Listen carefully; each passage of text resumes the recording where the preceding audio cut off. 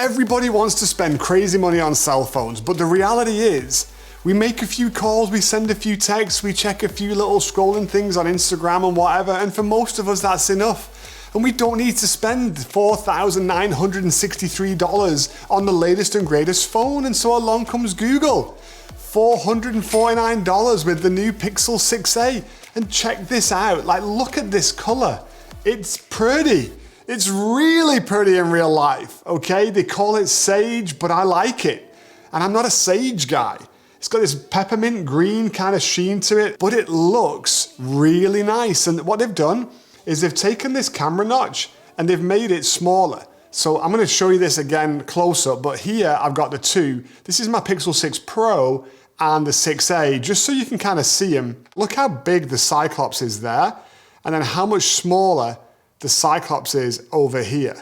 I think that's a design aesthetic we're gonna see on the Pixel 7, as they've already shown it off, and it's gonna be out here in just a couple months, but I like it.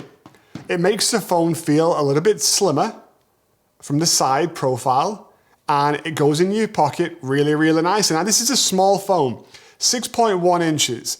I don't like small phones, I like big phones because I got big hands. We've talked about this on a previous video, so if you haven't seen it, you don't know what I'm talking about and you missed out because I'm not gonna tell you again. But I like bigger phones, but a lot of people don't. And 6.1 is a great size for an everyday average phone user. It's big enough to get the job done, but not so big that you're kind of having to two-hand it and kind of struggle along, you know, when you really just want to swipe up, see what came in or what text message it was and all that kind of good stuff. Something else I like about these Pixels, while we're just talking about the chassis a little bit, and I know this sounds crazy, but they've got the buttons on the right side of the phone. I have a thing about this. I don't like buttons on the left side of the phone. I'm a lefty, but I still hold my phones in my right hand, and I like my power and my volume to be on the same side. You might not, and that's okay. We can disagree and you can be strange, but I'm right on this one, I think. I don't care if the power's at the top or the bottom. I just like to be able to get to them with my thumb, because otherwise what happens is I get my iPhone, okay? And don't tell me you haven't done this. You try and press the button over here, but you're getting your force from over here, and then you end up taking a screenshot when you didn't want to. And then one day you sit there and you look through your photos and you've got like 9 zillion screenshots of stuff for no reason. And then it's even worse if you do it in the car, because it screenshots the CarPlay screen as well as the iPhone screen. So I get 2 screenshots every time I press those 2 buttons at the same time. So kudos Google, I like it. Other things you're gonna notice here as you look at the exterior of the device before we start trying to use it, it's very much like a Pixel. I like the way they do this two-tone kind of frame with the black contrasting on the color. I think it's really nice, and matte black frames definitely look clean to me. You have got the pinhole camera right there in the middle of the screen, and you've got the under-screen fingerprint reader. Look, I know it's not perfect, okay? Sometimes my Pixel 6 Pro doesn't get it, sometimes this is the same. Most of the time it works really well, and I think it's a really nice way to keep the fingerprint and to make it make sense for a lot of people. I know that the Face ID is good too, that Apple has, and that's okay, but I really don't prefer one over the other. And sometimes, especially with face masks or in the winter when you're bundled up with scarves and that kind of stuff, or even with sunglasses sometimes, the Face ID doesn't always work, and having that fingerprint option is really, really useful, and this still has it. And hey, while we're talking about the Pixel 6, don't forget, if you're enjoying this video, hit that like button and hit that subscribe button to help me grow the channel. You know, what we're looking at is the Tensor chip, 8 megapixel front camera. We've got a 12.2 megapixel wide, whereas Pixel 6 is a 50 megapixel wide, 12 megapixel ultra wide. So there's a little bit of a change there on the camera side of things. It's 128 gig storage, no additional options, 6.1 inch. It's a regular high def screen with OLED and 60 hertz of refresh rate. So as I'm scrolling up and down here, which you're looking at, you can see, you know, is it butter smooth? No. Is it a problem? No. Like, come on, people. It's not, okay? It's perfectly fine. It's a $449 phone. I'm gonna give them some slack on this. How long does the battery last? I haven't been using it as a daily driver. I can't tell you that I managed to run it down from start to finish in 24 hours or not, but what I can tell you is in the time I've been using it, the battery looks just fine. It doesn't seem like it's dropping any quicker than a regular smartphone. I don't feel as though I've given anything up. As I'm using the phone and as I'm scrolling through here, it feels pretty snippy. There really isn't a bad thing to say about this phone. I mean, honestly, there isn't. It feels great. I mean, it feels fast.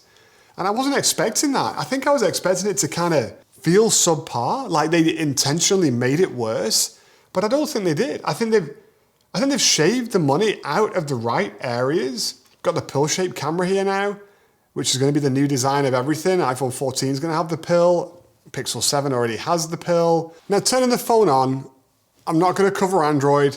Okay, you've probably got that figured out if you're looking at an Android phone. If you haven't, it's great. For the majority of people doing the majority of tasks, it's not really going to make much of a difference which of the two operating systems that you're using. Your apps are generally going to feel very similar. Sometimes apps get a little bit more polish on iOS because they tend to favor that for some reason over the Android counterpart, but for the most part, you're going to be fine. It's a very capable phone. To get the price at $449 is pretty astounding when you think about the fact that this phone has the same processor as this phone. Their flagship Pixel 6 Pro. It's got a pretty darn good camera, and we're going to show you some footage here. We've done some test photos just to let you see how the Pixel 6a looks and handles its photography. And then I've also taken some shots with a Pixel 6 Pro and an iPhone 13 Pro Max, which I know isn't fair because these are not the same class of device. I mean, $449, right? Half the price of a Pixel 6 Pro, almost a third of the price of an iPhone 13 Pro Max, depending on which storage size you go for. So this shouldn't really be fighting in the same weight class. It could just be me. But they look pretty darn impressive. I mean, holy moly. This sucker is half to less than half the price of the other two phones. But the pictures don't look half the quality, or even remotely close to half the quality. Some of these look right on. And I threw up a post on the community section of my YouTube channel last week. I was traveling and I threw up an evening shot that I took with a Pixel 6 Pro and an iPhone 13 Pro Max. Really just because I was so stunned as I was doing test shots at how well Google's AI and super smarts handles the computational side of their photography and how much better it makes the pictures look. My tats look all blurred like black smudges on my arms. My face isn't really clear and I need all the help I can get with my face, okay? I'm not a spring chicken anymore and I can live with that. But if a camera can make me look a little bit more handsome, especially for my man Dante that thinks I should be making movies. This is the most stunning YouTube video that exists on the interweb. You could be a movie star. What? Bravo to you, sir. So I guess I'm gonna go to Hollywood and be a movie star thanks to my man Dante. Dude, appreciate the encouragement, okay? Awesome, awesome. Glad you're enjoying the videos. But the reason we're checking comments out right now is because I wanna highlight this comment to you. My man Ricky. Come on guys, let's get our favorite tech reviewer up to 10,000 subs. Yes, that's right. You watch these videos, you don't realize this is a pretty young channel. Okay, so we're gonna get the sub count up. So you gotta hit that button for me, hit the like button and throw down the comments on my videos to help me keep it growing. So enough of that, let's get back to the reviews. Then I will take all the help I can get, and Google's where it's at. Their software is incredible. It does everything else that you would expect a Pixel to do, but it does it at $449. It's USB-C, same as the Pro. And honestly, I think what it comes down to when I use this and when I've played around with it is it feels on a subconscious level like I know I'm using a cheap phone. But I don't know why, because $449 isn't that cheap. And it leads me to a very deep, philosophical and thoughtful place in my mind to ask the question, not only have we reached peak smartphone, but have we reached peak smartphone pricing? Because the rumors are that iPhone's about to drop and the new Pros and Pro Maxes are going to get even more expensive. Whereas Google last year brought the price down for the Pixel Pro. And Samsung drops new phones, but gives you great bundles. I just ordered a Flip 4. I'm going to try that one for a while. I kind of like the idea of the flip phone. And I got like a $200 gift coupon or whatever, and another $100 off if I bought a watch and earbuds to go with it.